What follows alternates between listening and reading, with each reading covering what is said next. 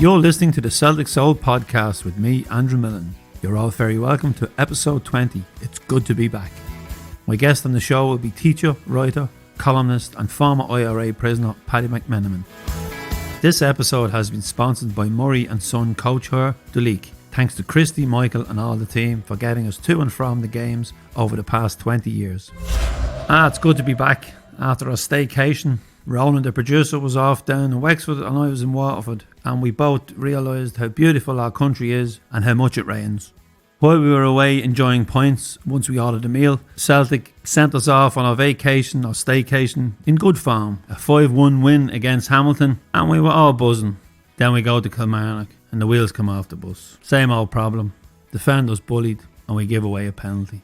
Don't want to single out anyone, but I think we all know who's guilty on this occasion. But overall the team were poor. Chris Bourke was probably the best player on the pitch and it pains me to say it. But look, we all thought we'd bounce back against St Mirren, and then Bollingolly, what a tool, goes to Spain for 24 hours, comes back, doesn't tell the gaffer, doesn't tell his teammates, plays 10 minutes in the game, puts everyone at risk after the Aberdeen idiots. So now we have a Celtic idiot, lets the whole team down, the fan base down. Now Nicola Sturgeon has given us a yellow card, the next will be a red. These footballers really need to cop themselves on. Yes, we all want to get out. I'd love to go to Spain, because it'd be warmer than Waterford was. But I can't get to Glasgow. I can't get in to watch a football match. But if I have any hope of getting in, I need professional footballers to be professional. Now we've had a bit of good news. We've signed Albi Ayeti from West Ham. I have to say I don't know a lot about the striker. Was the striker a priority? It's good to get one in, especially with Griff in Griff mode. But I think maybe we could have done with getting in a defender. The two boys in the centre positions, they're not being pushed. Bollingolly's actions now, Taylor has no one to push him. We need strength at the back. I spoke to someone close to the dugout and they said Duffy is on the list. He'd be an ideal fit. But there's others on the list and there's a lot of negotiations still to be done. We need players in. We need to beat this crowd from Iceland and we need to go for the 10. We need to get serious and so does the players. So folks, by the next time we play, hopefully we'll be in the next round of the Champions League and we'll also be looking forward to getting back to a league game. My guest today is Paddy McMenamin. Paddy was born in Belfast in 1953. He lived in loyalist areas, initially the Tigers Bay and the Annandale Flats, before moving to Turf Lodge in 1962. Paddy is a writer, podcaster and a regular contributor to More Than 90 Minutes Celtic fanzine. At 58 years old, he became a school teacher after returning to full-time education, and he is a former IRA prisoner. The conversation just flowed today when I spoke to Paddy, so enjoy the first part and we will bring you the second part on Tuesday. Paddy, you're very welcome to the Celtic Soul podcast. Firstly, I would like to thank you for your contributions to our Celtic fanzine over the years and helping us to keep producing quality independent articles on Celtic at a time when quantity seems more important than quality for many of the click and bait websites who seem happy to take copy from the Sun and the Record and then masquerade as Celtic fan independent websites. Paddy, how have you been keeping since the lockdown and how's it been up in Galway? And are you returned to some kind of normality? Yeah, things are good, Andrew. First, thanks very much for inviting me on to the podcast and following the luminaries like Frank McAvenny and people like that, you know. Yeah, things are okay, you know. I mean, it was a bit of a bummer like it is for us. I mean, this year's has been a desperate year and we had the 3-month lockdown and obviously, you know, I play a lot of golf. Thankfully, the golf was one of the first sporting things that was allowed back. So we had only 2 months off the golf, but our clubhouse, they've changed owners in the last year. We don't have the clubhouse, so we're actually just on the course and that's it, which isn't great. But it's good, you know, I'm all right. I mean, I had a few health problems in the last couple of years. Open heart surgery, brain hemorrhage, survived. And I'm okay, you know. But unfortunately, my partner Mary, after the lockdown, she got 2 games of golf in and she was gardening out the back and she fell and done the top of her shoulder, fractured it. She's on a sling for 3 months. So it's a bit, there's no golf and she wasn't able to drive for the first 2 months there. But you know, we're getting on okay, you know. Some amount of people come onto this podcast talking about golf. Alan Thompson, John Hartson. You'll have to get a game with them sometime. I'd love to. Actually, after Seville, they had a big golf, one of these golf do's here, and there was 6 of them over Lenny and Alan Thompson, Paul Lambert, a few others. And now the golf was a bit out of my league. It was it was big money, you know, and it was more a business thing.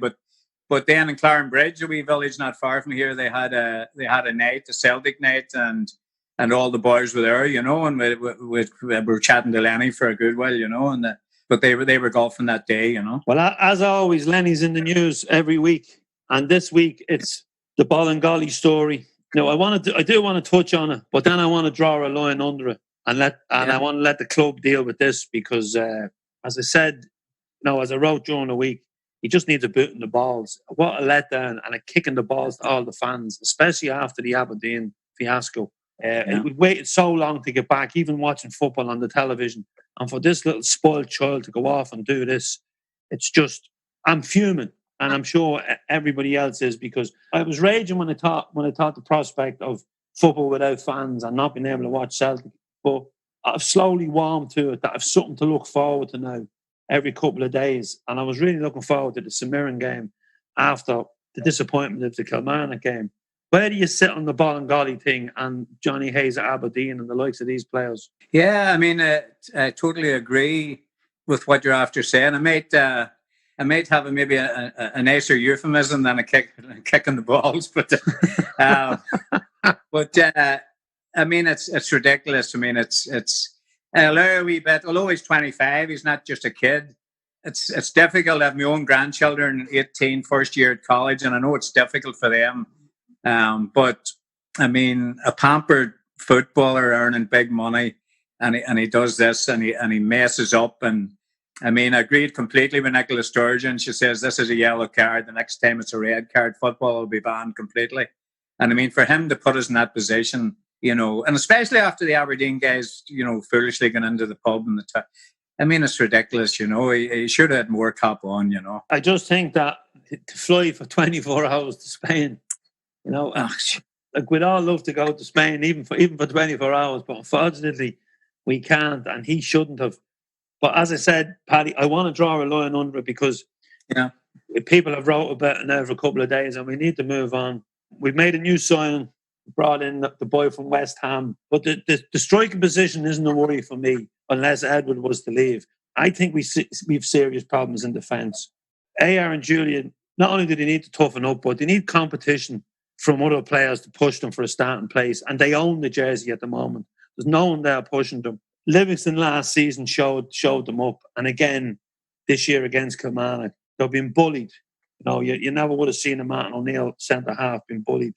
Now, there's talk of a Shane Duffy coming, and I hate speculating about players, but I have spoken to someone that's close to the dugout, and he has said he's on the list, but he's on a long list. So they are actively looking to sign centre halves. But also, with Johnny Hayes out of the picture now as well, Greg Taylor has no competition now with Ballingolly's actions. So with the right back, okay, with Frimpong and we have El Hamid, but across the back, with no cover. Yeah, I wasn't over impressed with some of the big Julian and some of the stuff, you know, and Ayer when he goes wandering at times. But when I heard about Shane Duffy, I know it's only speculation, and you know sometimes they're getting so much dosh down in England that you know it's difficult. But I think he'd be a great addition. He reminds me of Mick McCarthy coming in the centenary season, you know, and the same sort of tough, sort of rugged centre half. It takes no prisoners. And I think Duffy would be a brilliant signing, you know, if we could get him even on loan for a year, you know. Yeah, I'd love to see him coming. I did see him in Celtic Park. He was up for one of the Champions League games, I think, about maybe 2 seasons ago, maybe 3. So he's definitely been up now. I've heard he's, you know, every time there's an Irish player linked, we hear our big Celtic fans. But there was a wee clip there at the weekend. He was at a function in Derry, and they all started singing some Celtic songs and stuff, you know, and he joined in, you know. I don't know where you were reading about it. Just before the news broke that Celtic were linked to him, you know. But yeah, he definitely would be a good. I'm just a wee bit worried, you know, about this year because I remember 75, you know, when we run out of steam for the last time for 10 row. We remember 98, you know, when the Teddy Bears run out of steam in the last year. And I mean, we're geared up for this year, but it looks like now with these matches cancelled, they could be 10 points ahead right away and maybe have this lead on us for a while. And that you can gather momentum, you know. And I mean, if we're going into to after New Year and they're level with us, it's going to be, even though I know last year they were and they messed up, but I think this year they're a bit stronger and, they could give us a run for our money and Christ knows, how it could pan out come May, Yeah, well, hopefully history doesn't repeat itself because it's just such a historical season. Yeah. Now, Paddy, I want to rewind and I want to take you back to Belfast. I want to take you back to your childhood and your formative teenage years and how you started to follow football and what teams you followed. Well, first of all, my mum was Donegal, my dad was Tyrone, moved to Belfast post World War II for work. Whereas all her three sisters all headed to Glasgow, Clydebank, Isle Butte, as all the Donegal people do. Mommy said she would follow them, but she'd met my dad and he suggested Belfast. So they ended up in Belfast for the next 60 years. I always say Mum and Dad didn't do very well in geography at school because they landed in Tigers Bay, first of all, which became a tough loyalist area during the conflict. Then they moved to Annandale over off the Armour Road, which became another loyalist haunt, and a place, Johnny Adair, the lucky escape. As the boys come in the front door, he bailed out a second floor window one time and escaped, So, but in 62, we moved across to Turf Lodge. It was a new estate next to Ballymurphy, between that Ballymurphy and Andersonstown. There was no troubles in a sense.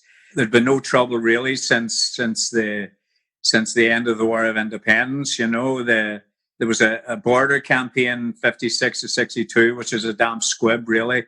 There was really, republicanism was at a low ebb, so there was nothing. My parents, there was no politics in the family, so that was never an issue anyway. But I mean, as kids in Annandale, and all our neighbours and friends were all Protestant families and with no problem. And I played with the kids, and as you do when you're 9. And the only time was the last year I was there on the 12th, and the friends said, come up. They were building the bonfire. And I went up to the bonfire, and of course there was a big Goldie, about 15, and he says, F off, you Fenian bastard. So I trooped down dejectedly, wondering what was a Fenian bastard. I hadn't a clue, So that was the only thing. We moved to Turf Lodge, and then the mid-60s, past 11 plus, went to St. Mary's, a grammar school. It was set up to go to university, but it wasn't going to happen. The first friends I had, a guy, Jimmy Bell, he was from East Belfast, and my dad wasn't a football man, so there was no football in our house. But we were playing on the streets, as you do. And Jimmy Bell said, want to go over a few of us to Glentoran over at the Oval in East Belfast. That was his team. That's where he grew up. And in 65, we went over, and they ended up at times, there might have been a dozen of us, all sort of, I hate using religious terms, but all Catholic kids, nationalist kids.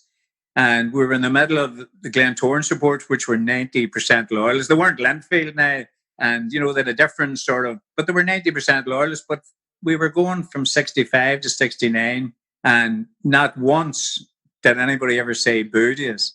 They actually, sometimes they would start singing the side, some of them would say, oh, boys, ease off, our friend, the boys are here. And the only trouble we had is when Linfield came calling, and we would join with the rest of the boys and fighting the Linfield crowd, that we always, in the end days, they used to swap ends, I don't know whether they ever done it in Scotland in the old days, but the crowds weren't as big, so that you'd be at one end in the first half, the end your team was, and then you would swap, for the second half, and the support would go to the other end. So the Linfield always had bigger support, and they were coming through, and there'd be a bit of a battle at half time. But come 69, when things kicked off after Duke Street in Derry in 68, and then the PD marched from Belfast to Derry, and the stuff was happening, and I left school, messed up a wee bit, and went to work in a bar. My uncle's had a pub in Donegal, so the bar seemed a natural thing, and I was working in a city centre bar, and a lot of stuff was happening on the streets, and it was before August 69, June or something, July. And another young barman from the Falls, and he approached me one day, and he showed me the paper, and there was something happened. It turned out that it was actually a UVF bomb or something, but the paper was blaming the Ra.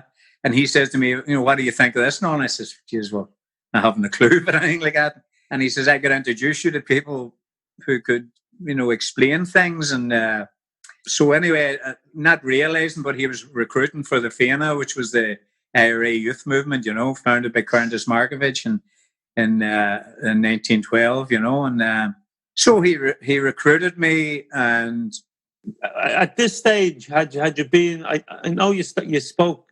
Oh, sorry, you wrote before about attending your first match, your Celtic match in Dublin. Yeah. Was this around that time, or was this? That was around the same time. I think it was May '69, and about the same group of us, all we football friends, probably the same guys that were going over to the Oval. Celtic played Rovers at Tolka, I think, and we all jumped on the train and went to the match, and I think it finished 2-2. Did Jimmy Bell go with us? He probably did, but I can't remember. But it was all the group. He probably did, but a few of the boys that went, unfortunately, were killed in the conflict. Mickey Kearney was killed in an NLA feud later on. Kevin McCracken, who became my brother-in-law, was shot dead by the Brits the night the Gibraltar 3 were coming home. Norman Campbell was shot by the UVF working on a building site in the Shankill. And they were all there that time, and a lot of the other ones all ended up on holidays, courtesy of Her Majesty, all during the 70s as well. But we landed down, we went to the match, and then we had no money and we weren't drinking much. We had no money anyway, but we came back, and the last train had left for Belfast, so we had to sleep in a rough and sleep in the station till to get the train in the morning back to Belfast, That was May '69. So that was my introduction. I think there was 5 or 6 of the Lisbon Lions playing. And on the bench was Kenny Dalglish, Louis McCarry, Danny McGrain, Vic Davison. It was incredible, it was an incredible team when you think of it, Was there any talk when you went to Dublin? Like, was the Troubles on the agenda then? Yeah, I can remember. Was the talk with the Rovers fans, or? I can't recall that day. The following year when we played Waterford in the European Cup, I remember when we went down on an early train, and when we were drinking a bit then, and we're in a pub and with great crack with a lot of the old guys, one of the city centre pubs, and things were kicking off, obviously, in the north, and they were interested in talking to us as well, And, coincidentally, 4 of us, as you do, obviously everybody knows there was a lack of hardware at that stage, and a lot of people, the Irish Army used to be a 2-year recruit or training, but because of the trouble starting, they wanted to build up the army numbers, so they brought the training down to 6 months. So a lot of people actually headed down from Belfast and Derry to join the Irish Army, and the plan, and 4 of us did that one weekend, landed down. The army recruiting office was closed, but the guy he invited us in, and there we were sitting in Collins Barracks with some of the head army guys, and they were quizzing us. They hadn't a clue, and they were, what's it like in Belfast? And these were head army guys, They says, if you wait till Monday, we'll get you signed up. The plan was a bit mad, I suppose, was to do the 6 months and steal the FN and head back to Belfast. But we did. But, as you do, we didn't anyway. We headed back to Belfast, and that was the end of that escapade. But that was So 69, we'd seen Rovers. Then August 69, I'd recruited a whole batch of the guys into our FIANA unit, and then August 69 arrived, and I don't know where you want to go straight into that, or I do want to talk about it, but yeah, I want you to talk about it, but I'm just trying to get a picture for those early years. So you'd been to Waterford, you've got relatives in Scotland. You did go over in 70 for the Leeds game. I went over in November 69 for the Benfica game. It was my first game in Glasgow. I went to Aldergrove. I mean, this was all after August 69. Everything was mad. But then it's sort of what General Phelan was the Brit commander, called it the honeymoon period for 6 months. And actually the only trouble was with loyalists who killed the first RUC man in the Shankill in October. And there was really no trouble in nationalist areas really from August 69 until Easter 70 in the Ballymurphy Riots. So there was a sort of a lull. And I went over in between periods because I hadn't grew up a Celtic supporter, but I was meeting my Scottish McLeod Bank cousins every summer out at the uncle's bar, and we'd work in the bar there, and we'd be in a couple of months in Donegal. And so they obviously after Lisbon, and I mean obviously we'd seen Lisbon, and so they're telling me, and in our sort of small world, I was probably saying, Glentoran were a great team because they drew with Benfica the first round the year Benfica got beat by United in the final in '68. So they had a decent team, and nearly all their players went to England. But obviously, when you're so the cousins were telling me about Celtic, and obviously you're talking about a different level. And they sort of, and they says come over. I booked the flight. I was only earning $5 a week, and I think the flight was $5. I can't remember, and it's probably dear, really, when you think now with Ryanair, you could go to anywhere in Europe for €20. But I'd love to go anywhere if I was allowed. I know, but they invited me over and booked the flight. Went up to Aldergrove, and there was fog in Aldergrove, and we were at a 10 a.m. flight. There was fog till about 4 o'clock. Every flight was delayed, so there was hundreds and hundreds of Celtic supporters arriving for every flight. Of course, everybody had a few aperitifs at the bar, and people were getting jolly. But it came to about 4 o'clock. We were getting worried, but the fog lifted, and they got us onto the flight. But the fog shifted to Glasgow. The flight went to Edinburgh. The plan was that I was supposed to go to Clydebank because it would be over early to the aunts, and my uncle would take me to the match. The flight was diverted to Edinburgh. They put us in a coach into Glasgow. I met a priest and a couple of big guys from Ballymena, big farmers. And they said, sure, come with us, son. I asked them which way to Clydebank. They said, you'll never make Clydebank. Come with us and we'll get something to eat, which we did. And we got a taxi to Parkhead. The priest says, I'm sure the guys are all dead now. The priest says, just stay close to us, son, And of course, I got out of the taxi. There was nearly 80,000. I just turned round and I was lost. Made my way into the Rangers end, as they used to call it. And it was about 5 to 8. And I made my way then round past the jungle, round to the Celtic end. And I was up above the nets in the Celtic end. And Tommy Gamble scored a 30-yarder after 2 minutes. And the place just went crazy. And there was a wee old Scottish guy with a bottle of whiskey beside me. And he says, when I chat to him, and he says, you're Irish. He said, get a drop of that into you, son. And I knew I had arrived. I just knew this was my place, It was, and they won 3-0, Harry Hood and Willie Wallace. And I mean, the place was bouncing, like it did in them days. And I came out. I still didn't know where Clydebank was. I got onto the first bus. Outside Parkhead. I could have got on, and I could have ended up in Kilmarnock, but I ended up in the city centre, and somebody told me where I would get a bus to Clydebank. Still, I knew the aunt's address, and it says to the conductor, Glasgow Road. Yeah, he says, son, Glasgow Road stretches for about 10 miles from Glasgow to Clydebank. He says, what address? And, it's still a Glasgow, Clydebank, still a small place as well. He says, what's the address? I says, 204. He says, I know where it is. I'll drop you off. Amazing. This was about 11 o'clock at night. The aunts and uncle and my cousins had give up hope. I'm knocking on, it was wet night. I'm knocking on the door, which I thought was the front door, but it was actually, I think they called it the close. It was the entry sort of into so I was getting a wee bit wet, but I happened to lean against it. The door pushed open and went in, and there was 204. And there was Mommy's sister and a big hug, and they had the tea and the Scotch rolls, and we had a chat, and then they put me to bed. And I remember they had a big green and white teddy bear on the bed and a jar, and it was wonderful, it was great, and sure, you don't forget these things, Wonderful memories, and what sticks out is the camaraderie from the boys from Ballymena and the priest, and then it was great. The old gentleman giving you the bottle of whiskey, and that's right. The bus driver's hospitality. You were and the old guy at the Mad, now he must have been in his 70s, and he says, "You're from Ireland, I can't do the Scottish accent. You're from Ireland and all, And he says, if they send that fucker, maybe shouldn't curse on your show. If you send that effort Paisley over here, we'll fucking sort him out." I can remember him saying that, But so that was great memories, Yeah, and you mentioned there like Paisley, and let's come back from Glasgow and back into Yeah. the early 70s in Belfast. You know, you're a young man, you're walking, you've joined the Republican movement. Yeah. The Troubles are kicking off. You've found this love now of Celtic. You're enjoying a few beers, like most lads your age. But yet you have this backdrop of what's going on in the north.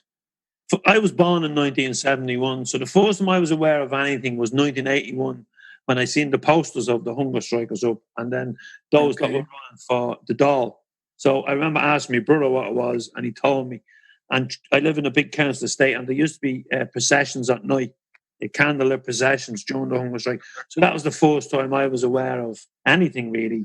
So when I was born, you were in the height of it. So can you just take me and the listeners back to those early years before, and, you know, I don't want to say before you went to prison. I'd like you to tell us how it happened and how it seems so different that you can have, you know, everything that, you know, a young person enjoys growing up, a few beers, your football, but the backdrop is just not normal. Yeah. And, you know, to be honest, when you reflect back on it, it wasn't normal. I mean, you know, we were only 15, 16, 17. And also, I always think, and I've give talks in university about, there was no trouble for 50 years, more or less, you know, really since partition. And then all of a sudden, you know, within 12 months, we're in the midst of an armed struggle, to use the term. I mean, we were involved, you know, we were training in the background. It was a confusing time. I mean, the IRA split, you know, Sinn Féin split. The army were new to the situation. You know, the army are young kids probably from Easterhouse and Toxteth and all these tough working class areas in the UK. And they're probably really and I've talked to British soldiers and ex-British soldiers over the years. They were probably no different than ourselves. A lot of them would meet these Scottish, Royal Scots and King's Own Scottish borders. And, you know, they'd be pulling you in along the street as they did and just pull you in, mess you about a wee bit. But maybe somebody would have a Celtic scarf on and one of the soldiers would say, I don't understand. He said, I'm a Celtic supporter. Like, what's wrong? And we're saying, it's that bloody uniform you've on. You know, and this is in the early days when you could, you know, before it got too serious. But Easter 1970 really was the end of I suppose, that honeymoon period. There was a whole week of riots in Ballymurphy. And to be honest, in the background, the RA were training. They nearly didn't want the riots going on because it was bringing the Brits into the areas that they didn't want, that the training was going on. So, but it went on for a week, and it was the first time, and they were firing, lobbing the gas in on top of us, and there was thousands out rioting, and you know, they built a wee temporary RUC station because the first 6 months that sort of disbanded the B specials and the reform in the RUC, and they were going to leave them unarmed. That was the sort of the theory. And they took over a house in New Barnsley, which faces Ballymurphy, just down from Turf Lodge. And it was a small RUC station, supposed to be a community police station.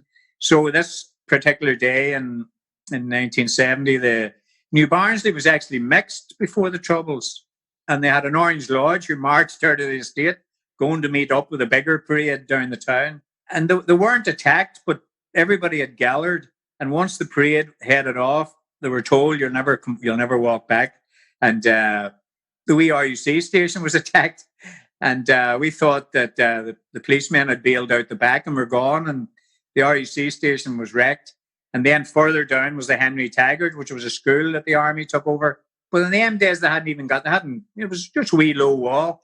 And so the doors of that place was kicked in, and there's a load of soldiers all laying sleeping and everything. So they jumped up and pulling on trousers, and there was jeeps stolen and burnt. But they came out in full-scale riot and plastics and gas. And then it went down, it moved down. A big mate of mine, Paddy Smith, we were riding down the Springfield. He was hit with a rubber bullet. And then it moved yard down, and then it moved to Short Strand. And you had what became the famous Battle of St. Matthews, where the Loyalists attacked it. And, you know, it was nearly a bit like, I was just reading the last day about in Lebanon, when the Israelis allowed the Phalangists, the right-wing crowd in Lebanon, and they went into the refugee camps and they slaughtered 3,000, and the Yanks stayed back. But that day in St. Matthews, the Brits stayed away from St. Matthews. The Loyalists led an onslaught, but the RA, and it was probably their first engagement, sent a unit in and they defended it. and there were 6 loyalists killed and one IRA auxiliary volunteer. But that was nearly the first real statement from the RA that August 69 was never going to happen again, you know. And, it went on from there. Then we were training. There was rioting nearly. I mean, a normal day in our estate, and every Ballymurphy, the lower falls, the Brits would come in, maybe 50 in a foot patrol, and the first thing, the dogs are barking, the women are out with the bin lids. Then the riots start, It was still early days. There wasn't a lot of shooting at that stage until maybe February 71 when it really kicked off. But that's the way it was. Every day there was a riot, It was just, for us, I suppose, really, we're still growing up. That was our life, We really didn't know anything else. And also it felt, and they never understand it. I suppose a lot of people down here don't get it, politicians especially.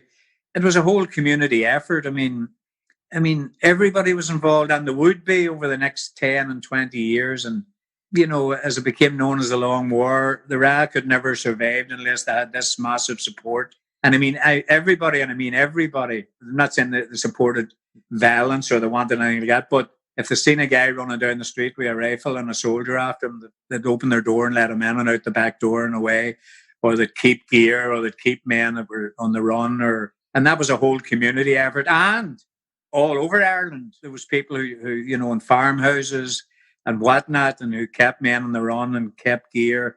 And that's something that really people don't, when you read our souls like Owen Harris and Ruth Dudley Edwards, I know there are exceptions. I mean, you read the sort of stuff that they spout out in the Indo, it's totally false ideas of what it was like, And then, as we said, you're a member of the Republican movement, young lad, involved in riots, you get active, and then, of course, you get lifted. Yeah. How violent is it when you're lifted as a Republican prisoner? Well, I'd been interned, first of all, in New Year's Eve 71, and the King's Own Scottish Borders kicked in the door. They didn't tap on the door, and they came up the stairs, and this wee soldier says, Paddy McMenamin, and my dad was a civil guy, soft-spoken guy, never drank. And he says, I'm Patrick McMenamin, and the wee soldier's dragging him down the stairs. But the intelligence officer was at the bottom of the stairs. And he says, not the old man, you stupid. He says, it's the young guy. So they back up again. And I was tempted to jump out the back window, but there was a half a dozen of them in the back garden. Took me to Hollywood Interrogation Centre, which had a fearsome reputation coming out of it.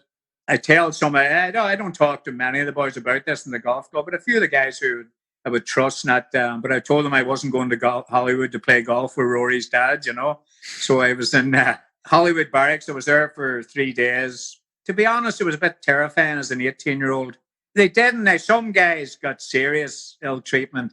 I can say I didn't. I was bothered about, as they do, but I knew just to keep my mouth shut, for 48 hours or 72 hours. And I could get out, or at worst, I would go to the internment camp. But you're sitting for 48 hours looking at a white wall with little dots in the wall, and the modern language sensory deprivation. They wouldn't let you sleep at night. You're up all night. Then they're taking you out at 3 a.m. for an interrogation. A couple of special branch guys, and they're slapping you about a bit, throwing names. To be honest, at that stage, what an 18-year-old volunteer knew. I always think, and I always feel for guys who, guys in later years that maybe were shot as informers and stuff. And I always wonder about it, that, what the hell does an 18-year-old volunteer really know? You know what I mean? And that's another issue, which maybe, but anyway, I survived the 48 hours. At one stage, there was toilets outside. It was in it was part of their camp. It's, I think it's the headquarters of the MI5, I think. And it's in leafy Hollywood, where Rory comes from. And but there it was the base for one para. And but the toilets were outside, and it was raining, I remember. And the branchman said to me, I'm not getting wet. The toilet's there. He pointed over. And as I walked over, I looked around, and it sort of looked back in. And the wee corrugated iron fence wasn't that high, I thought. And for a couple of seconds, I thought, geez, I could get over this. But anyway, the moment passed. But ironically, a few months later, another guy did. He bailed over the wire fence and he went down and he thumbed a lift and he got back to West Belfast and got away, you know. And there were the sort of things that happened at that time in the early days. Everybody was sort of a bit innocent, and I mean, escapes became famous. All sorts of people just took chances, and security probably wasn't as tight as it would be later. But anyway, I got through it was about 2.5 days, I think. And then they presented me with the internment order signed by Brian Faulkner, the PM, and they threw me into the branchman in the car and took me to the Maidstone, which was a prison ship in Belfast Lough. It had been in Malta during the war, and so there was about 700 soldiers stationed on that. And then at one end of the camp, or one end of the ship, they made it an internment centre, and there was about 300 of us then. Jerry Adams was there, Joe McDonnell, a few guys from our place, guys from everywhere, you know, old guys who had been interned in the 40s and the 50s. Lots of us, our age group, the new Republicans, to put it that way. And we were on the Maidstone for a while. Then they took us to McGilligan, which was another camp near Derry. And we were there when Stormont fell. And then the next thing was they took us by helicopter to the cache. We flew to a helicopter. 3 or 4 of us, flew about 100 of us. And we're in the cache, but Stormont had fell. And then there was coming into the first ceasefire. And they started release. Part of the deal was to release internees.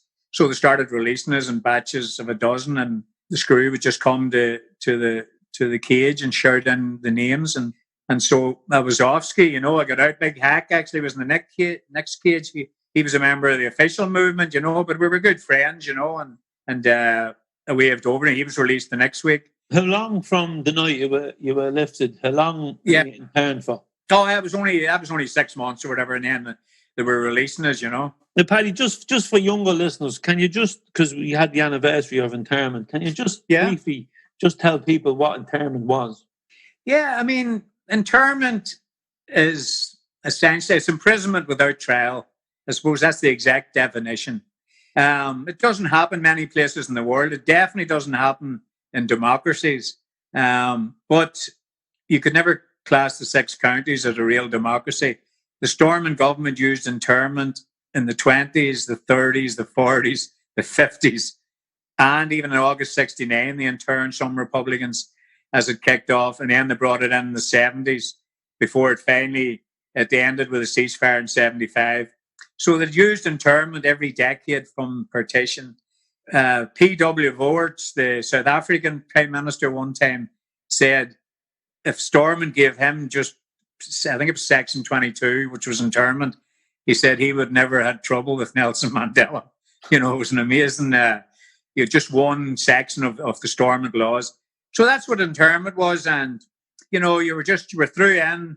The guys in the 40s were in the whole time and we might as well say internment was used in the Republic as well by the Fianna Fáil government mostly. And during the war years, Republicans were interned in the Republic and the Curragh in Crumlin Road Jail in the north.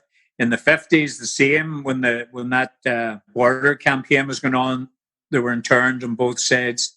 And in 1971, the British government asked the Irish government to bring in internment again simultaneously. But, I mean, times were different. I mean, there was a groundswell of support, you know, for republicanism and for what was happening. And the Irish government had enough cop on to realise, no, this could work against us. We can't bring in internment, you know. Yeah, my wife's grandfather, a late grandfather, he was interned in the Curragh. So I about the Fianna Fáil government interning their own people. Paddy, you're out then. There's no time for football. There's no time for football. The last game I was at was before I was at the Scottish Cup final in 1971 at the replay in 108,000. I think it was 120,000 at the first game. Lou McCarry was only a kid coming in and scored. I think Harry Hood won it with a penalty, 2-1. The Huns attacked us coming out of Hampden. My first experience, we were going up from Hampden up Mount Florida, and they came after, like it was hundreds were running back towards us, and we all bolted. But that was the last game I was at for 10 years, I suppose. Certainly no Glentoran. No Glentoran. I mean, I wouldn't say I've always had a soft spot, but them couple of years were actually. I always joke with the boys, and I've written about it, that we were the first cross community gig, and we didn't get the grants for it.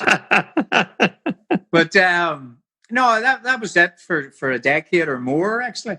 And I mean, we're into 72, the first ceasefire, and I went down to Donegal for a few weeks. And the ceasefire came in. It was incredible. We were patrolling our areas. The Brits were supposed to stay out, but they landed in one day, and we met them, and it was a bit awkward for a minute. We didn't know what was going to happen. And we said to them, or one of the heads said, "You're not supposed to be in here." And he phoned back to them, and he says, "Oh, I'm sorry, guys." And very polite. Been a Brit from Sandhurst, probably the sergeant. But that was it. And then the ceasefire went on, but it only lasted 2 weeks. I went down to the uncle's pub, and then word came. I mean, it was probably unrealistic. I mean, the leadership gave the British government a list of demands, which included British withdrawal and immediately, and it wasn't going to happen at that stage. Then during the ceasefire, the loyalists went into overdrive because they thought there was a deal done. So they killed about 20 innocent Catholics, as around the Shankill and whatnot, and that was putting pressure on the ceasefire. And then in Lenadoon, they were moving in Catholics in the sort of mixed area then, and the UDA blocked it, and it developed into a riot.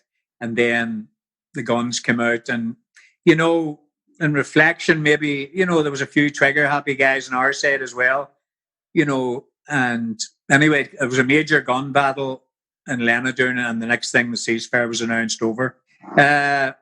I said to my uncles, I need to go back, and they wouldn't have been very sympathetic to anything like this. They were, to be honest, they weren't really political. Even to this day, they're all nearly dead now, except one aunt in Clydebank. And I've never heard which side of the Civil War they were on, or they never talked about politics. But I gathered that there might have been a wee tint of blue in their makeup, that they might have been blue shirts, But so they said to me, "Don't go back to Belfast. You'll be arrested in 2 weeks." And I beat their prediction by 24 hours because I was lifted 13 days later, Now, I must add in that the lifespan of an IRA volunteer in the summer of 1972 was about 3 months. So it was par for the course, probably, So less than 2 weeks back in Belfast on your... Yeah. They brought in, we had Bloody Friday the following week, which was a disaster, 20 bombs in the city centre, and the next thing, the Brits then come in, give them the chance, because you had free dairy in the barricades, and you had barricades all across nationalist areas in Belfast, the UDA and the UVF had barricades in loyalist areas, so that this gave them the best excuse of all to move in. So they moved in, Operation Motorman. They had 30,000 troops. They brought in these big Centurion tanks. It was incredible to see them rolling. You get them on YouTube, you see them rolling in through the bogside. And obviously, the leadership got word that it was going to happen. So they made a sensible decision to back off, not to oppose it and melt it away. So, there was 2 volunteers killed in Derry, I think. But it was a week after that then, and things were back to normal. And I suppose we were on an operation, me and 2 other guys. And the paras were in, one para were in Turf Lodge. And I'm not really talking out of turn or loose talk or such as they call it, because it's all down in paper anyway, and it's a long time ago. But we planted a bomb for a foot patrol. Unfortunately, the foot patrol seen us first, and we went to make a Johnny Burns. The third guy had just left us to get cigarettes, I think, and he walked into him, but he got away. And I think to this day, nobody ever seen him since. I'm a bit facetious there now, but his days in the war were over anyway. Johnny and me then went to make a run, but they had the rifles on us, If it probably had been 10 years later, they would have shot us dead, you know, and not asked questions. They jumped over the fence of the garden, and they had us spread eagled on the ground, took off our shoes or battering us with rifle butts, kicking us, and phoning for reinforcements to come. But hundreds of people gathered, and a riot started all around us, and it was a bit crazy. And Johnny, even at one stage, we were head to head, and Johnny whispered me. Johnny was a civil guy, and Johnny whispered me, "Oh, fuck this." And he sort of made an effort to jump up to escape. Now, there was about 100 paras around us, and the battered hell out of him down to the ground again, you know. And I just mentioned it because we lost Johnny about 2 months ago. I hadn't seen him for a long, long time. He had early dementia, and he was in a nursing home, and he got whacked with COVID, and he died.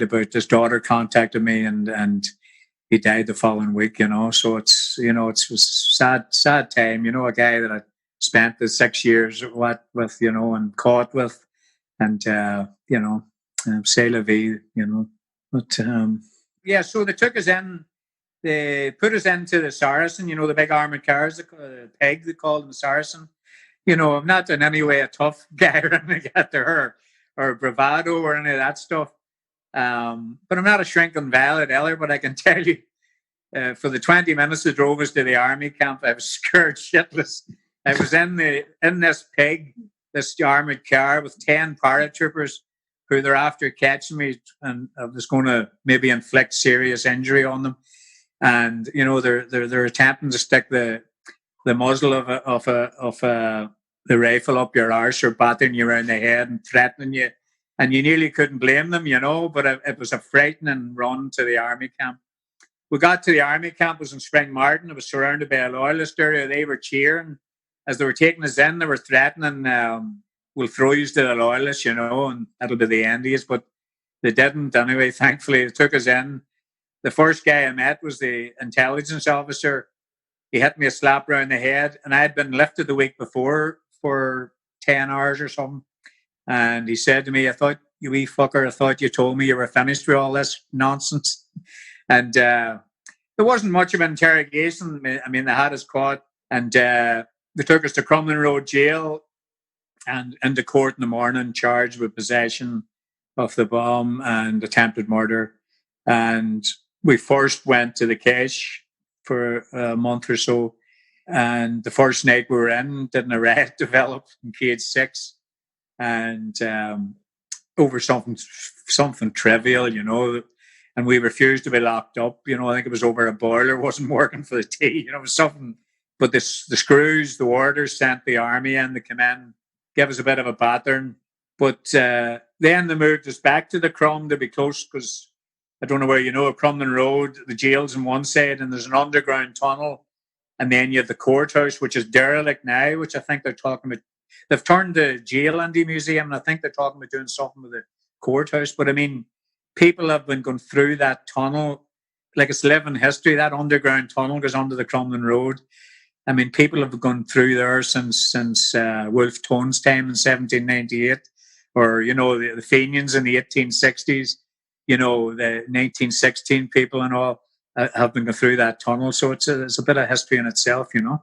But we were there in the Crum until our trial date. And, you know, we went in front of this impartial Catholic Unionist judge who, you know, we sort of didn't show the best of respect. We threw our deposition papers at him and sat down and turned our backs to him. And he threatened to give us 5 years even before the trial started for, you know, what we were doing, you know. But yeah, that was it. And then the trial went ahead, you know. I think you'll all agree Paddy's story is fascinating to listen to. And we will bring you part 2 on Tuesday's podcast. Thanks for listening again, folks. We hope you're enjoying the podcast as much as we are producing it. Thanks also for your continued support on the website and of the fanzine. So, how can you support us? Well, for the price of a pint, you can donate if you're enjoying the podcasts. You can also subscribe to the digital magazine or the print magazine from $5.99. Our merchandise starts at £5, and we also have a new members area and the membership starts from $7.99. If you click into the website, all the details of how you can support us are there. As always, thanks to our wonderful producer Ronan McQuillan and for his patience with me when we're recording. The podcast is available on all platforms, so don't forget to hit the subscribe or follow buttons and you'll never miss an episode. Alternatively, you can visit our website, celticfanzine.com/podcast/ where you will find every episode. Please follow us on social media. More Than 90 Minutes is on Facebook, Instagram and Twitter. Thanks again to our sponsor, Murray & Son Coach Hire the League. If your business or Celtic Supporters Club would like to sponsor an episode or advertise in the fanzine or on the website, please get in contact. You can email us at info@celticfanzine.com, or you can also contact us now on the homepage of the fanzine. Keep the comments coming in and let us know your story or who you would like us to chat to on the show. We are following up on all the suggestions by our listeners, and I think we're getting a good broad range of guests on the show who all have a passion for Celtic. The next episode 21, will be out on Tuesday, and we will have the second part of the Paddy McMenamin interview. Folks, enjoy your weekend. As always, if you're out for a pint, stay safe. If you're out for a bite to eat, enjoy it. I'll be heading just up the road to see a few friends for a few social distance drinks over the weekend, and I'm looking forward to getting back in and getting onto the new issue of the fanzine on Monday. Hail, hail, folks. Keep the faith and stay safe.